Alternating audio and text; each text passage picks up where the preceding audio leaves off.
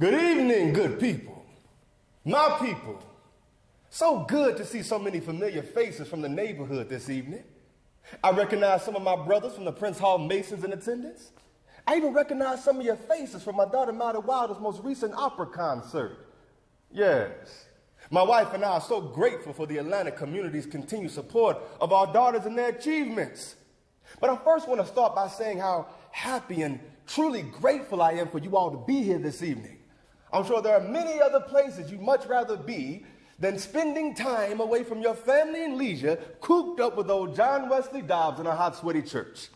But the fact that you are here says to the naysayers out there that what we have to accomplish here this evening is of the utmost importance. Now, I know it wasn't easy to come here. As a matter of fact, by the looks on your faces, I can tell some of y'all got dragged here kicking and screaming. That's all right by me. The fact that you are here is what matters. Doesn't matter how you heeded the call as long as you got the message. Now, some of you may be wanting to say to me, Dobbs, surely you must be tired of talking about voter registration by now.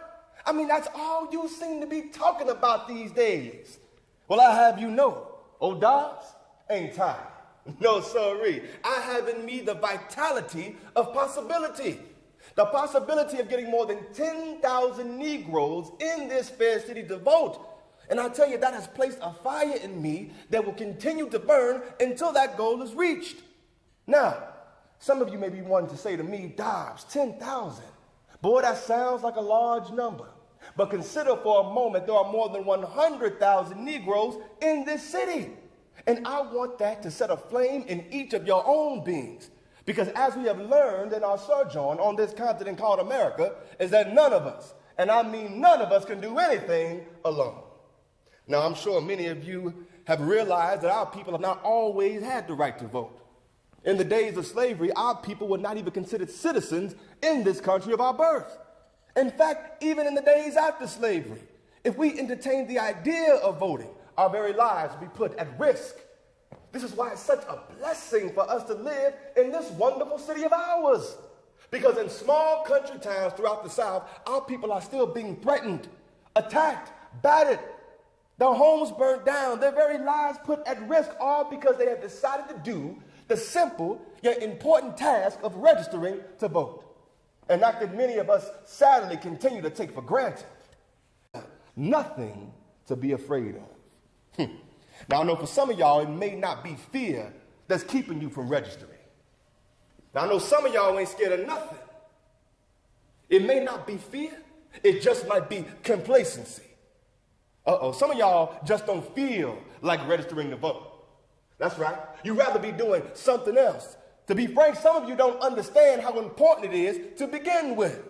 Well, I have you know that your complacency, your lack of understanding, and frankly, the laziness that breeds it is more dangerous than fear.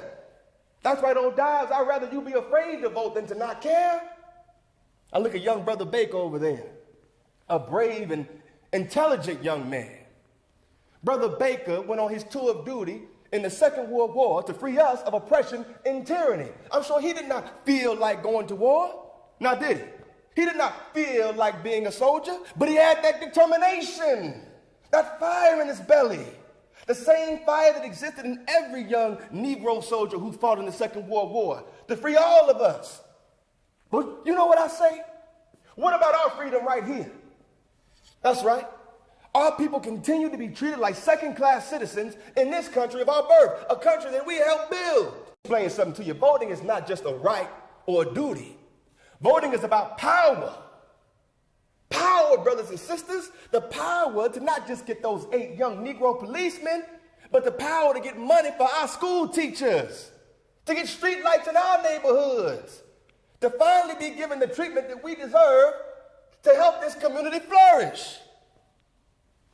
And this power that I speak of, y'all, it will not be obtained any other way but for us to rise up from our seat of fear and complacency, pick up those pens, and register to vote.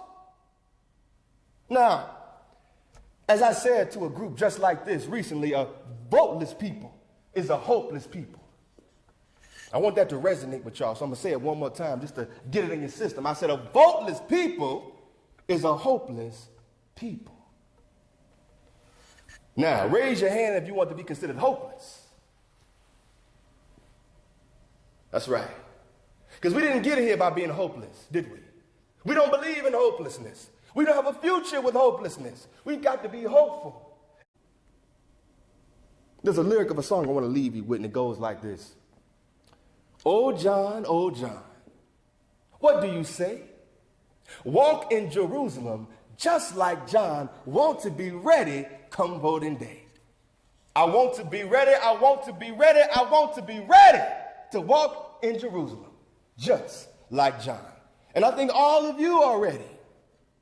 So if you will, please rise up for me and follow the signs to the color section of the courthouse. Not just for your future, but for the future of your children, for the future of us. Thank you.